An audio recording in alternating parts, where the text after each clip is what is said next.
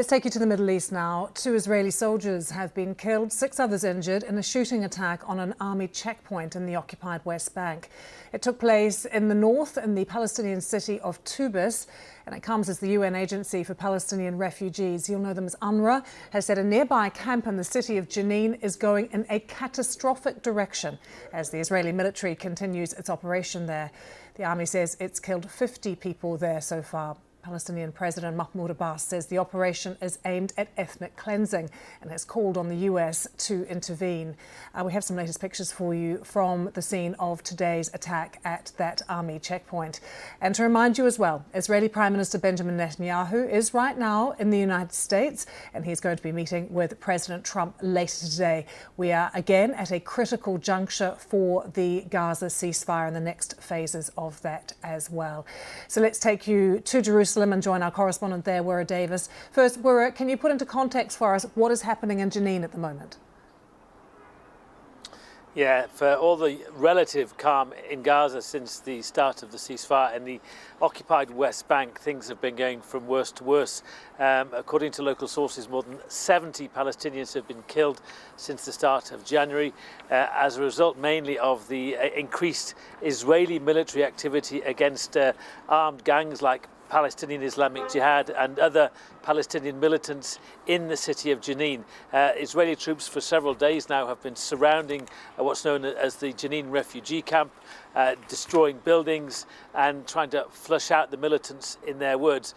In other nearby parts of the West Bank, as you've just been saying there have been casualties over the last few weeks, including in the last few hours. An Israeli military patrol was ambushed. Several people were injured, and our understanding is that 2 soldiers have been killed, as well as the attacker. So a lot of tension in the occupied West Bank, but perhaps isn't getting as much attention as it might get because, of course, of the ongoing war in Gaza, despite the ceasefire there.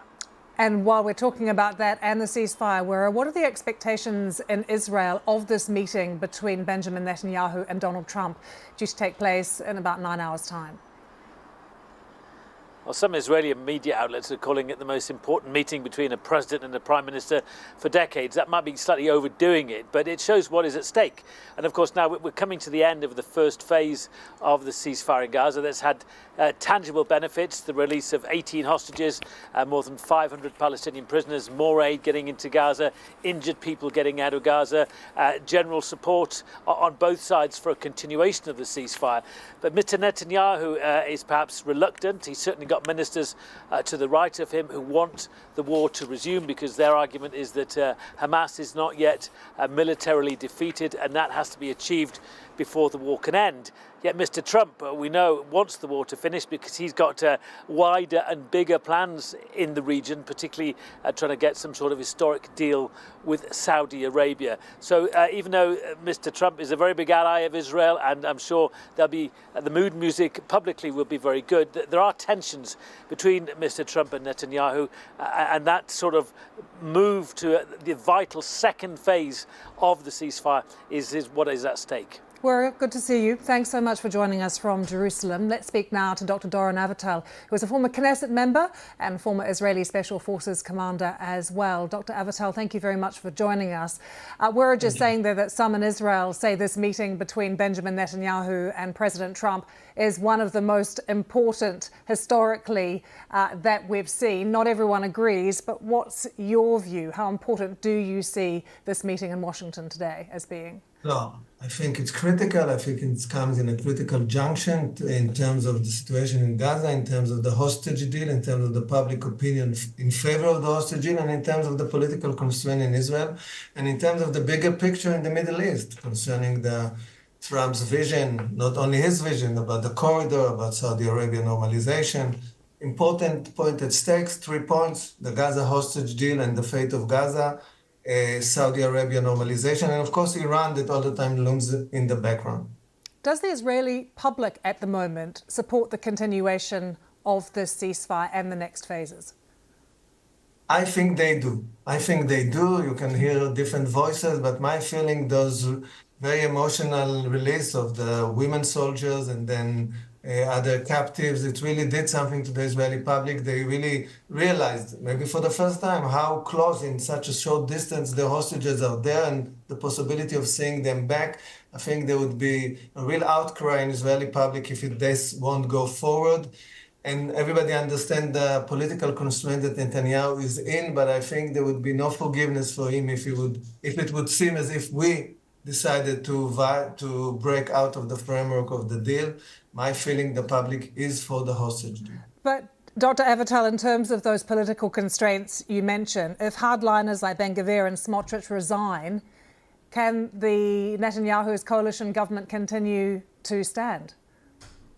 Not for long. I mean, he is insured by the opposition, but Yair Lapid, the head of the opposition, and Benny Gantz, the other leader in the opposition camp, that they would stand behind him in this deal.